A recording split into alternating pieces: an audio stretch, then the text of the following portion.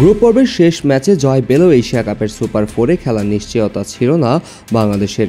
প্রথম ম্যাচে হংকংয়ের বিপক্ষে জয় পায় বাংলাদেশ, এরপর শ্রীলঙ্কার কাছে হারের স্বাদ পায় টাইগাররা। শেষ ম্যাচে আফগানিস্তানদের বিপক্ষে জয় লিটন দাসদের সান্ত্বনা দিলেও তাদের চোখ ছিল অন্য এক ম্যাচের ফলাফলের দিকে। অনিশ্চয়তা নিয়ে আবুধাবি ছাড়ে দুবাইয়ের পথে পা বাড়ায় টাইগাররা। ভবিষ্যৎ নির্ধারণ তখন ভাগ্যের হাতে। চোখ ছিল মাত্র একটি ম্যাচে, শ্রীলঙ্কা বনাম আফগানিস্তান।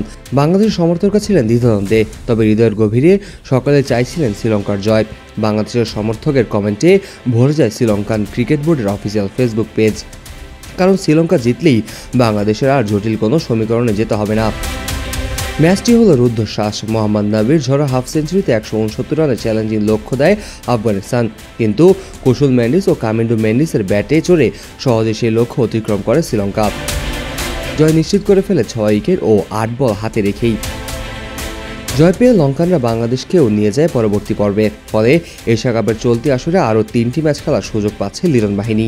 সুপার 4 পর্ব শুরু হবে 20 সেপ্টেম্বর, আর সেটিও বাংলাদেশের ম্যাচ দিয়ে।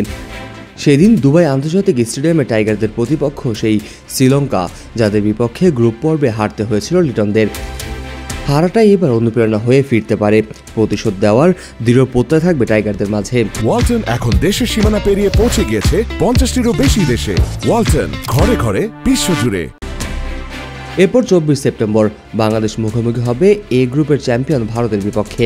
ভারতের শেষ ম্যাচ ওমানকে হারালে গ্রুপের শীর্ষ থেকে উঠে আসবে সুপার 4-এ। ফলে শক্তিশালী ভারতের বিরুদ্ধে মাঠে নামতে হবে টাইগারদের। মাত্র একদিনের ব্যবধানে মাঠে নামতে হবে টাইগারদের। 25 সেপ্টেম্বর প্রতিপক্ষ পাকিস্তান, যাদের বিপক্ষে সাম্প্রতিক সময়ে ঘরের মাঠে টি-20 সিরিজ জিতেছিল বাংলাদেশ।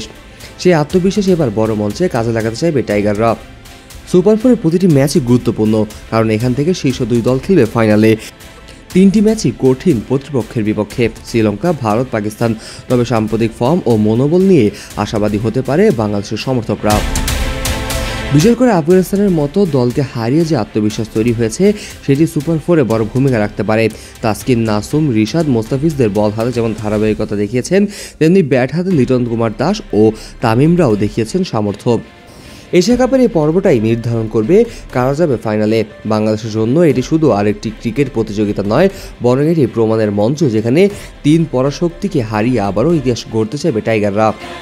এশিয়া কাপ মানেই উপমহাদেশের শ্রেষ্ঠত্ব লড়াই, আর সেই লড়াই বাংলাদেশ যে এখনও আছে মাঠে, সেটাই বড় কথা। সুপার 4-এ প্রতিপক্ষ যতই কঠিন হোক, বাংলাদেশ যেভাবেই নিজেদের ফিরে পেয়েছে, তাতে সম্ভাবনার দুয়ার এখনও খোলা। টাইগাররা এবার কি পারবে চমক দেখাতে? উত্তর দেবে মাঠের লড়াইয়ে। Kazi Mohammad Arafat, on field.